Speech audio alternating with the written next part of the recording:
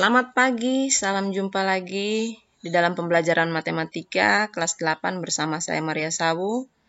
Salam, salve, assalamualaikum warahmatullahi wabarakatuh, Om Swastiastu, Namo Buddhaya, salam kebajikan. Selamat pagi anak-anak, hari ini kita jumpa lagi dalam pembelajaran materi yang pertama di kelas 8 yaitu tentang pola bilangan. Namun sebelum kita mempelajari materi itu, ada baiknya kita berdoa menurut agama dan keyakinan kita masing-masing. Berdoa mulai.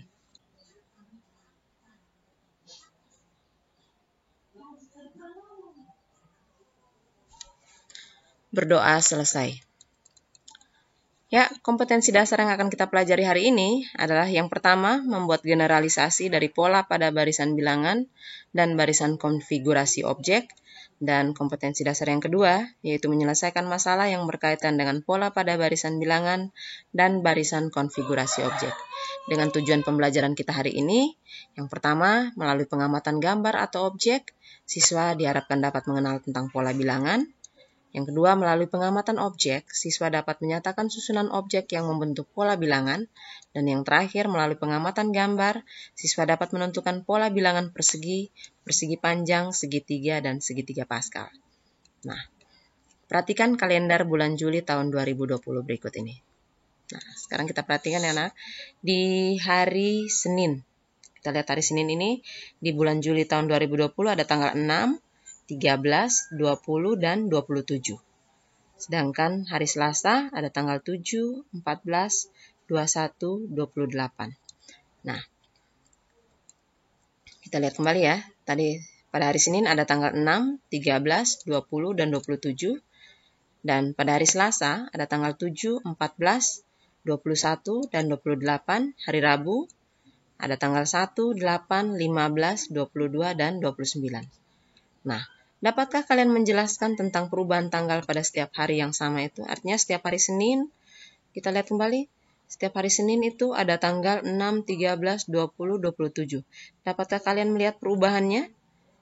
Begitupun di hari Selasa, 7, 14, 21, 28. Hari Rabu pun demikian. Apakah ada perubahannya? Nah, dari perubahan tanggal tersebut dapat kita lihat bahwa selalu ada selisih 7 hari pada setiap tanggal di hari yang sama. Nah, contohnya, hari Senin ya, kita lihat ada tanggal 6, tanggal 13. Nah, dari tanggal 6 ke tanggal 13 ini bertambah 7 hari. Ya. Terus, minggu berikutnya, hari Senin tanggal 20. Dari tanggal 13 ke tanggal 20 itu ada perubahan atau penambahan 7 hari. Begitupun tanggal 27 di hari Senin. Dari tanggal 20 ke tanggal 27 ada penambahan 7 hari atau ada perubahan 7 hari. Nah, tanggal-tanggal pada hari Senin yang membentuk suatu pola itu ya yang disebut dengan pola bilangan. Ya, sehingga dengan demikian kita bisa katakan bahwa pola bilangan adalah susunan bilangan yang memiliki keteraturan. Ya, susunan bilangan yang memiliki keteraturan. Nah, bentuk penulisan setiap bilangan menggunakan tanda koma seperti 6, 13, 20, 27 itu disebut sebagai barisan bilangan. Nah, jika kita jumlahkan semua tanggal pada hari Senin, seperti 6 tambah 13 tambah 20 tambah 27, nah yang seperti ini, bentuk penulisan seperti inilah yang disebut dengan deret bilangan. Jadi kalian bisa lihat ya, barisan bilangan dipisahkan oleh tanda koma, penulisannya menggunakan tanda koma, sedangkan disebut deret apabila tanggal-tanggal tersebut atau bilangan-bilangan tersebut kita jumlahkan atau kita kurangkan. Ya. Nah, selain tanggal-tanggal tadi, contoh pada tanggal-tanggal tadi, kita bisa melihat pola barisan bilangan khusus. Nah, beberapa barisan bilangan ini sudah kita pelajari di kelas 7. Contohnya yang pertama, barisan bilangan ganjil. Di kelas 7 kita sudah mempelajari bahwa yang termasuk dalam bilangan ganjil adalah 1, 3, 5, 7, dan seterusnya. Nah, bilangan-bilangan itu kita masukkan dalam kategori pola barisan bilangan ganjil. Begitu pula juga dengan barisan bilangan genap. Di kelas 7 pun kita sudah mempelajari bahwa barisan bilangan genap adalah 2, 4, 6, 8, 10, 12, dan seterusnya. Nah, yang ketiga, pola bilangan segitiga. Perhatikan gambarnya. Nah, pola bilangan segitiga ini membentuk bilangan 1, 3, 6, 10, 15, dan seterusnya. Pola bilangan persegi. Perhatikan gambarnya. 1, 4, 9, 16, 25, dan seterusnya. Pola barisan persegi panjang. Bilangan persegi panjang. 2, 6, 12, 20, dan seterusnya. Dan terakhir, barisan segitiga Paskal atau pola bilangan segitiga Paskal.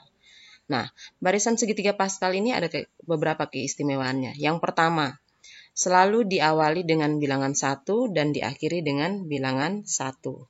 Ya, setiap barisannya itu diawali dengan bilangan 1, angka 1, dan diakhiri dengan angka 1. Nah, terus yang berikutnya, kita perhatikan di barisan pertama ada angka 1, barisan kedua 1, 1, barisan ketiga 1, 2, 1. Nah, 2 ini didapat dari penjumlahan 2 bilangan di atasnya. Ya, 2 bilangan di atasnya. Sehingga di sini kalau barisan keempat 1, 3, 3 ini didapat dari 2 tambah 1, 1 tambah 2, maaf. Terus 3 yang ini didapat dari 2 tambah 1. Diawali dengan 1 dan diakhiri dengan 1. Barisan berikutnya ada 1, 4. 1 tambah 3. 6 didapat dari 3 tambah 3. 4. 3 ditambah 1 dan diakhiri dengan 1. Barisan berikutnya 1, 5. 5 didapat dari 1 tambah 4. 4 tambah 6, 10. 6 tambah 4, 10. 4 tambah 5, 4 tambah 1, 5. Dan diakhiri dengan 1. Dan seterusnya. Jadi cara mendapatkan sebuah bilangan pada segitiga Paskal itu bahwa dimulai dengan angka 1 dan diakhiri dengan angka 1. Dan bilangan kedua dan seterusnya itu diperoleh dari penjumlahan 2 bilangan di atasnya. Ya, penjumlahan 2 bilangan di atasnya, kecuali pada barisan pertama dan kedua. Nah, keistimewaan lainnya pada barisan segitiga Paskal adalah kita perhatikan secara diagonal. Pada barisan pertama, ini membentuk pola barisan bilangan konstan. Konstan artinya tetap, kenapa? Di sini angkanya 1, 1, 1, 1, 1, dan seterusnya. Pada barisan kedua, kita lihat pada diagonal kedua ini, barisan diagonal yang kedua, dia membentuk bilangan 1, 2, 3, 4, 5. Nah, ini 1, 2, 3, 4, 5, dan seterusnya ini di kelas 7 yang kita namakan dengan bilangan asli. Jadi pada barisan diagonal yang kedua, itu dia membentuk barisan bilangan asli. Sedangkan pada barisan diagonal ketiga ini ada 1, 3, 6, 10. Ini tadi yang kita sebut sebagai barisan bilangan segitiga. Oke. Nah, ayo kita menemukan barisan bilangan suatu gambar. Nah, perhatikan. Saya punya sebuah segitiga pada pola pertama. Pola keduanya ada 2 buah segitiga yang disusun sesuai dengan gambar. Pola ketiga, 3 buah segitiga sesuai aturannya. Dan pola keempat, ada 4 buah segitiga. Nah, sekarang berdasarkan gambar seperti ini, apakah kalian dapat menentukan pola ke-5 dan ke-6-nya? Mudah ya. Kita tinggal melihat pola keempat. Tinggal kita lanjutkan. Pola keempat itu ada 4 buah segitiga yang disusun seperti itu. Berarti pada saat pola kelima, kita tinggal menggambarkan sebuah segitiga yang tegak. Ya. Dan untuk pola ke-6, kita lanjutkan dari pola kelima. Pola kelima. Nah, sekarang untuk pola ke-6 kita tinggal tambahkan lagi 1 buah segitiga yang terbalik di sini. Oke. Nah, sekarang jika kita menggunakan batangan lidi untuk membentuk pola pada gambar ini, maka berapa banyak potongan lidi yang ada pada setiap pola? Ya, kita perhatikan. Nah, yang pertama, kita lihat ada 1, 2, 3 batang lidi. Ya, di sini saya bisa tulis sebagai 3 ditambah 0 kali 2. Aturan perkalian dan penjumlahan di kelas 7 ada penjumlahan bilangan bulat itu. Kita sudah bisa lihat bahwa operasi perkalian terlebih dahulu dikerjakan ya. Berarti 0 kali 2, 0 tambah 3 sama dengan 3. Nah, pada pola kedua ada 2 buah segitiga. Tapi kita ingat, di sini kalau kita menggunakan batangan lidi, maka sudah ada 3 batangan lidi pada pola pertama. Nah, sekarang tinggal kita tambahkan 1, 2 batang lidi pada pola kedua. Jadi 3 pada pola pertama ditambah 1, 2 batang lidi pada pola kedua. Jadi 3 tambah 2, atau bisa saya tulis sebagai 3 tambah 1 kali 2, sehingga kita dapatkan 5 batang lidi, yaitu 1, 2, 3, 4, 5. Kita lanjut, pola ketiga. Pola ketiga, kita sudah sampai pada pola kedua ya. Pola kedua tadi ada 3 tambah 2. Nah, di sini saya tinggal tambahkan, di sini sudah ada 3 tambah 2 sampai di sini. Maka untuk membentuk pola ketiga, saya tambahkan 1, 2. Jadi 3 tambah 2 tambah 2. 2 tambah 2 bisa kita tulis sebagai 2 kali 2. Jadi 3 ditambah 2 kali 2. 2 kali 2, 4, ditambah 3 berarti ada 7 batang lidi yang dapat kita gunakan untuk membentuk pola ketiga. Lanjut, pola keempat. Nah, ingat di pola ketiga tadi kita sudah dapatkan 3 tambah 2 tambah 2. Maka pada pola keempat kita dapatkan yaitu sampai di sini pola ketiga tadi sudah 3 tambah 2 tambah 2. Dan pada pola keempat kita tinggal tambah lagi 2 batang lidi. Tambah 2 lagi. Jadi 2 tambah 2 tambah 2 ini sama dengan 3 kali 2. Jadi 3 tambah 3 kali 2 sama dengan 3 kali 2, 6. 6 tambah 3, jadi ada 9 batang lidi untuk membentuk pola keempat. Nah, dengan cara yang sama, kita dapatkan pola kelima, keenam, dan seterusnya. Nah, sehingga dari sini bisa kita simpulkan bahwa untuk pola ke-1, banyak batangan lidi adalah 3. Untuk pola kedua, banyaknya batang lidi ada 5. Pola ketiga ada 7. Pola keempat ada 9. Pada pola kelima kita membutuhkan 11 batangan lidi. Dan pola ke-6 kita membutuhkan 13 batang lidi. Sehingga barisan bilangan yang dapat kita bentuk sesuai dengan gambar pada pola tadi, yaitu 3, 5, 7, 9, 11, 13, dan seterusnya. Ya, oke, kita perhatikan lagi contoh. Supaya lebih paham, kita perhatikan lagi contoh berikut ini. Batangan korek api disusun dengan susunan sebagai berikut. Kita lihat di pola pertama ini, pola kedua dan pola ketiga itu membentuk suatu bangun yang disusun menggunakan batang korek api.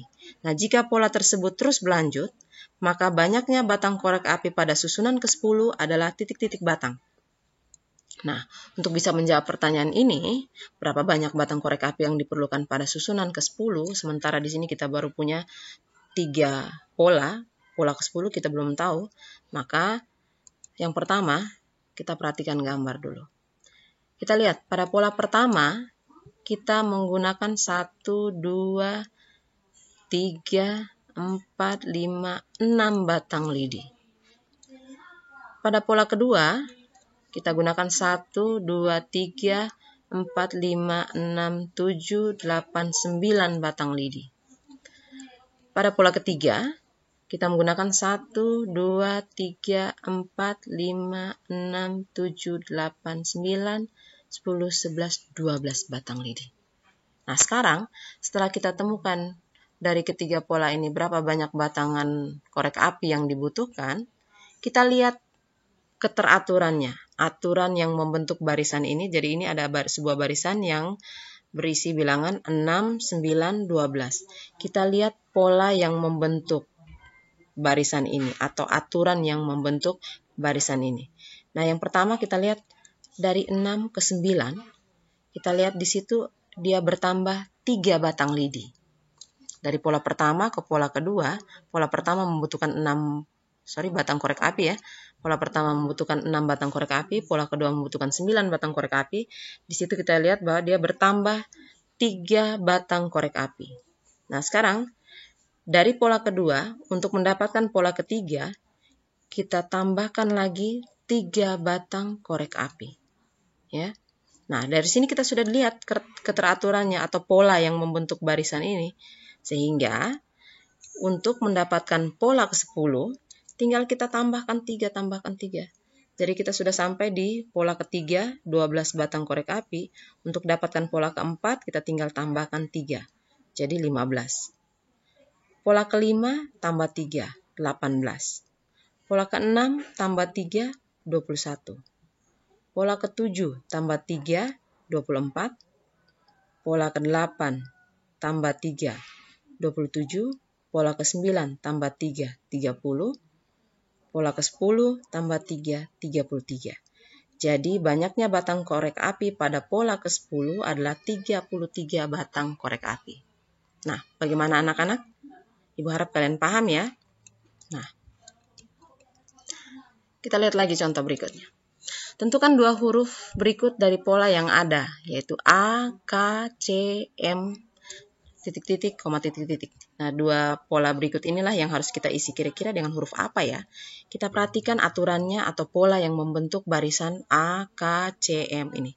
Yang pertama, kita lihat urutan pola hurufnya A, K, C, dan M. Ya. Nah, sekarang saya ambil dengan aturan seperti ini. Urutan ganjil saya gabungkan dan urutan genap saya gabungkan. Artinya 1 dengan 3, kita lihat dari huruf A ke huruf C, dia langgar 1 huruf yaitu B. Dari huruf A mau ke huruf C sampai ke huruf C, dia langgar 1 huruf yaitu B. A, B, C. Oleh karena itu, untuk setelah C, huruf berikutnya, dia pasti langgar 1 huruf yaitu D. Sehingga pola berikutnya setelah M adalah E. A, B, C, D, E. Nah, sekarang kita lihat yang urutan genapnya, K dan M. Dari huruf K ke M juga langgar 1 huruf yaitu huruf L. K, L, M. Berarti dari M ke pola berikutnya, dia pasti langgar 1 huruf. Huruf setelah M adalah N, sehingga M, N, pola berikutnya adalah O. Ya, jadi M, N, O. Sehingga huruf lanjutan dari pola A, K, C, M adalah E dan O. Nah, bagaimana anak-anak? Sudah lebih paham sekarang ya?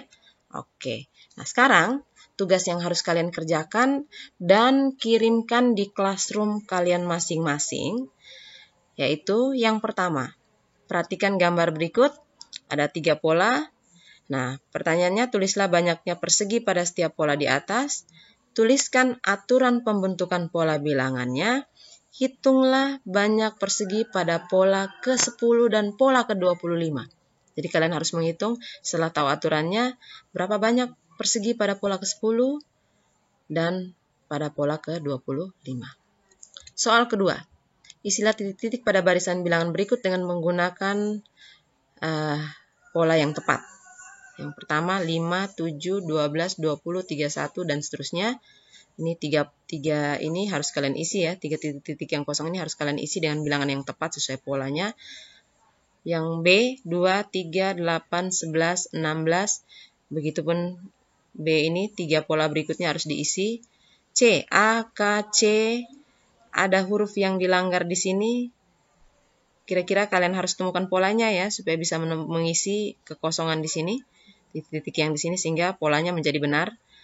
Dan yang D 1347 titik-titik, koma titik-titik 29.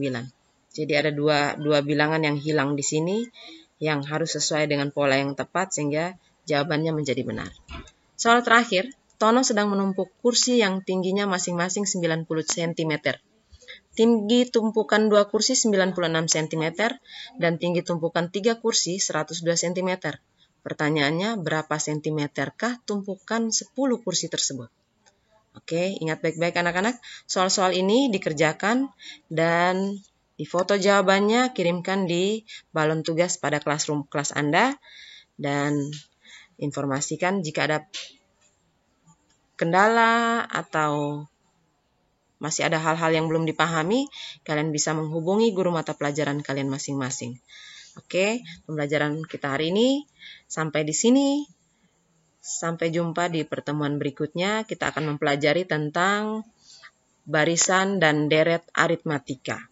Terima kasih. Salam, salve, assalamualaikum warahmatullahi wabarakatuh. Om Swastiastu, Namo Buddhaya, salam kebajikan. Mari kita berdoa untuk menutup pembelajaran kita hari ini. Berdoa mulai.